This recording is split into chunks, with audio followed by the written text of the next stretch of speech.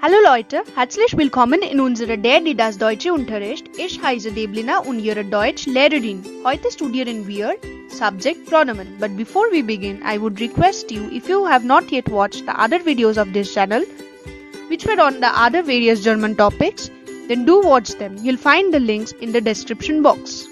Also, if you are new to this channel and have not yet subscribed to it, first do that because each subscribe means a lot of motivation for me to make new videos. Do share it with your friends too. So pronomens are basically of two types: subject pronomens, object pronomens. So what are subject pronomens and what are object pronomens? Subject pronomens are nothing that are the pronomens that are placed in the subject position, and object pronomens are nothing but the pronomens that are placed in object position in a sentence. Now, what are the subject pronomens? Subject pronomens are ich. I guess you might have seen in the previous topics or in various other examples that I use generally in my videos. There I use the word ich, du, yes, these words. So what are these? These are the subject pronomens. Ich bedeutet I. Du bedeutet you. You here means you informal. Like to someone, if I want to address my friend or my younger ones, I generally use this du because this is informal ones. Then comes er. Er means he. Sie. One thing you must notice while I am talking about sie, the capitalization of the words. See, here I have used small z. Small z means she. Now, s means it, wir means we, ihr means you all. Again here comes a small z, see, small then z. This means they, then comes a capital Z, which means you formal. Now, you must have a question that what are the difference between these Z's and how will you understand? Okay, you can understand the difference between this capital Z and a small z, but how will you understand the difference between these small z's? So the thing is that when you might have learned that the verbs that are associated with this z's, that is if the verb is associated with she, then the verb conjugation is different when the verb is along with z, which means they. By seeing the verb conjugation, you can differentiate between which z I am talking about. Okay. And then we come to the object pronomens. What are object pronomens? Object pronomens are those pronomens that sit in the object position. Now these are of two types: accusative object pronomens, dative object pronomens. Now why accusative and why dative? Because this object pronomens changes this object position, the word that is placed in the object position, these pronomens changes along with the cases, accusative and dative case. I guess you might have seen the accusative and dative cases in my previous videos. So let's talk about these in details. But apart from all this, there's also another pronomen that is called the possessive pronomens. We'll also see about this in details.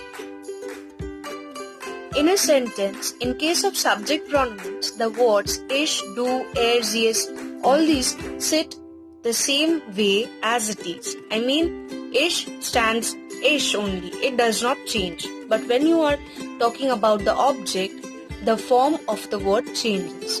For example, when we are talking about accusative case, see, ich becomes mich, du becomes dich, becomes ihn, z becomes z. Z does not change. S also remains as s. Wir is uns. Ihr is euch. Sie, they, I'm talking about they. Z remains as z, and also you formal capital Z remains as z. So, when are these accusative object pronomens used? I'll show them with example. But before that, you must mug up all these because not only all this 3 chart you must mug up because you need this in every sentence. Then comes dative. What is dative? In dative, ish changes to mere, do, dear, er, im, sie, ihr, es, im, wir, uns, ihr, euch, sie, ihnen. Capital Z, capital Ihnen. See. Likewise in case of Z, here in case of Ihnens also, the I, you must need to focus on the capitalization of I. See, when you are writing capital IHNEN, it means you are writing the capital Z form. Okay. Now as I was telling that there is another form, that is the possessive article. So let's discuss about it. What is possessive articles? When are these used? Possessive articles are only used in a sentence when we are to show any possession over anything. Like I was telling my book. So my means I'm showing a possession over the book. In such cases, possessive pronomen are used. See, here it's ich, mein, du changes to dein, er, sein, sie, ihr, es, sein, wir, unser, ihr, euer, oder, eura. When is euer used and when is eura used? Euer is used in case of male and neuter. Okay, and eura is used in case of feminine and in case of plural. Then comes sie. Sie is year, and this capital Z is also ear. So now let's discuss with example so that it will be easier for us to understand when to use which object pronomens. So let's see. So see, here are some examples of the object and subject pronomens. I'll discuss them with you. In the first sentence, I have written the book is mine. Here I mean to say that I have a possession over the book because the book is mine. Therefore, you can write this, das Buch ist mein. See, mine. This is the possessive pronomen. I told you that ish changes to mine in case of possessive pronomen. So as I am showing a possession here, therefore it's used mine, not ish. Okay. And then it's ish. I miss you. Here in the sentence, look, I am the subject and you are the object here. Okay, I am the subject and you are the object. I miss you. Therefore, when you are changing this in German, it's ich vermisse dich. Ich vermisse dich, I changes to ich because this is just subject pronomens. The subject pronomens, therefore, ish remains ish, it does not change to any other form. But here, you does not sit here as do. Instead, it is here as dish. Because I miss you, this is accusative object pronomen. And also, why it is accusative object pronomen? Why not dative?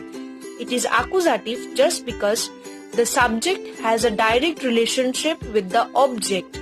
I guess you remember, I have discussed this in my previous video. You'll find the link in the description box. Therefore, dish here is accusative object pronomen. Then comes, just a second. Please note, when I'm talking about vermissen, like here I have written vermisse. Vermissen, it means to miss someone. To someone means, I miss some person. Someone. And when you are talking about verpassen, it means you miss something, any object. Any non-living thing. So let's come to the third example. Here it's I gave him a book. I gave him a book. Who is the subject here? Here subject is I. What is the object here? The direct object here. Here the direct object is book. And what is the indirect object here? Indirect object is him. Why is it so? Because I gave what? When you question like this, I gave what? You get the answer. The book. I gave a book. If you ask the question, I gave the book to whom? Then you'll get the answer. I gave it to him. Okay. Therefore, Ich gebe ihm ein Buch. Ich gebe ihm ein Buch. Why is it ihm? Because it's the dative case. Like when I'm asking the question with whom, therefore we are getting the answer of him. Therefore it's the dative case. And in dative case, er changes to ihm. Therefore it's ihm. Ich gebe ihm ein Buch. Okay? It's a good example. See. Vermisst du mich nicht? Don't you miss me? Vermisst du mich nicht? In such a case, here, du is the... Sorry, I think I have written here wrong. No, sorry, it's not. Du here is the subject pronomen. Therefore, do remains here as do. It does not changes to dine or dear or anything. So, sorry, I have written here possessive. It will be subject pronomen. Yes. And now here, vermisst du mich nicht? Whom don't you miss? I mean, here miss, you miss me. I'm asking about don't you miss me? So, here me is the object. Therefore, mich is accusative object pronomen. See? Therefore, it's mich, not ish, neither ish nor mere. It's mich. Hope you guys have understood this. So hey guys, let's end the video here. I'm not gonna drag it too long. But there's a good news for you guys that other than the German tutorial videos, I'm gonna upload some more interesting and informative topics in my channel. I guess from the next week or so. So just stay tuned to this channel. Also, if you have any kind of query or any kind of doubt, you can put down that in the comment section. If you want the notes, you can contact me or DM me there in Instagram.